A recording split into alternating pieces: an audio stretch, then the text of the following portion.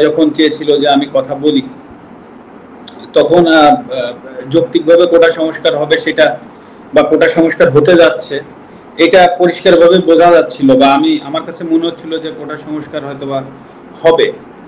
কিন্তু তারপরে যে ঘটনাগুলো ঘটতে থাকলো তখন আসলে এমন একটা পরিস্থিতি হলো যে যখন সবাই চাচ্ছে যে আমি একটি স্ট্যাটাস দিই বা আমি পাশে থাকি, তো তখন আসলে পরিবেশটা এমন জায়গায় গিয়েছে যে আমার কাছে মনে হচ্ছিল যে আমি যদি এখন একটা স্ট্যাটাস দিই বা আমি যদি যে কোনো কিছু লিখি, তো সেইটাকে কেন্দ্র করে যদি আরো ম্যাসিভ বা আরো বড় কিছু হয়ে যায়, তা আসলে সেই জিনিসটা সামাল দেওয়ার অ্যাবিলিটি আমার আছে কিনা।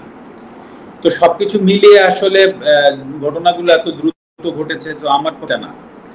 এবং আরেকটি বিষয় যে আমি যদি কথা মানে আমি যদি স্ট্যাটাসের ভিতরে সীমাবদ্ধ থাকতে চাইনি, এটা সত্যি কথা। মানে আমি চেয়েছিলাম স্টুডেন্টদের সাথে কথা বলতে বা আমি চেয়েছিলাম যে তাদের সাথে আলোচনার মাধ্যমে কিছু করা যায় কিনা।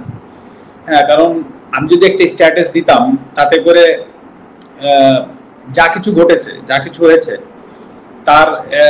তার থেকে কম হতো না, বরঞ্চ আমার সার্বিকভাবে আমার যে ভয়টা কাজ করছিল যে আমার স্ট্যাটাসের কারণে বা আমার কোনো একটা ভুল পদক্ষেপের কারণে যদি জিনিসটা আরো বড় হয়ে যায়, তখন সেটা সামাল দেওয়ার আমার ক্ষমতা। মাশরাফির সাথে কথা বলছেন, কোনো রাজনৈতিক বিষয় নাই। তো প্রশ্নটাও আপনি করেছেন যে ক্রিকেটার হিসাবে আমি ব্যর্থ হয়েছি, সেটা আমিও অ্যাকসেপ্ট করেছি। এখন ক্রিকেটার হিসাবে যেটা আপনারা দেখেছেন সেটা হচ্ছে যে আমি খেলোয়াড় ছিলাম, খেলোয়াড় থেকে আমি ক্যাপ্টেন হয়েছি। তো ক্যাপ্টেন হওয়ার পরে খুব স্বাভাবিকভাবেই আমি যদি ভালো হয় হয়তো বা অনেক সময় আমাকে যেতে হয়নি প্রেস কনফারেন্সে, বা আমাকে যদি কেউ ম্যান অফ দি ম্যাচ হয় তারা গিয়েছে। তো ম্যাচ যখন হেরেছি তখন আমি গিয়েছি, তো বা আমরা কোথায় কি ভুল করেছি বা যে দায়বদ্ধতা সেগুলো আমাকে কাঁধে নিতে হয়েছে।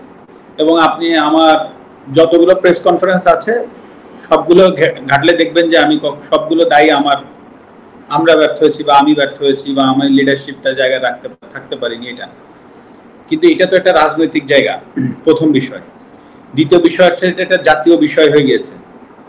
আবার এই আমি আমার দলের ক্যাপ্টেনও না, আমি আমার দলের অধিনায়কও না, আমি আমার দলের সহ অধিনায়ক।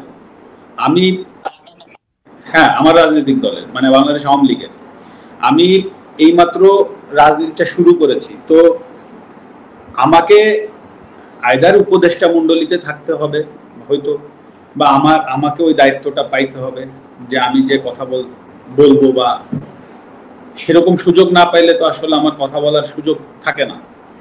তো এখানে হুট করেই আমি একটা জায়গায় চলে গেলাম, একটা দায়িত্ব নিয়ে কথা বললাম, সেইখান থেকে একটা বড় ঘটনা আবার ঘটে গেল, তখন সেই দায়ভার আমার কাঁধে আসলো। তো এই সব বিষয়বস্তু কিন্তু আছে যে আমি এখন সবকিছু মিলিয়ে যে আমি চেষ্টা করিনি সেই কথা না, আমি চেষ্টা করেছি, আমার সাধ্যমতো চেষ্টা করেছি, হয়তো আমার সুযোগটা আসেনি। আর সর্বোপরি এখানে তো আমি কারো দোষ দিব না বা দোষ দিতে যাচ্ছিও না। খেলোয়াড় জায়গা থেকে যে আমি ব্যর্থ হয়েছি সেটা আমি প্রথমে অ্যাকসেপ্ট করেছি, এখনো করছি। তবে আমি চেষ্টা করিনি সেই জায়গাটা একেবারেই বলবো না যে আমি চেষ্টা করিনি, আমি হয়তো বা পারিনি।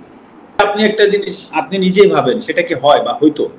প্রথমত হচ্ছে যে আমাকে কি করতে হতো, মানে ওখানে যদি কি করতে হতো, সংবিধান অনুযায়ী আমাকে প্রথমে স্টেপ ডাউন করতে হতো। আচ্ছা, স্টেপ ডাউন করলে ধরেন সবকিছু স্বাভাবিক হইতো বা কোনো কিছু, এখন যে পরিস্থিতি হয়েছে এখন পরিস্থিতিতে হয়তো বা আমাকে সবাই বাহবা দিত, রাইট?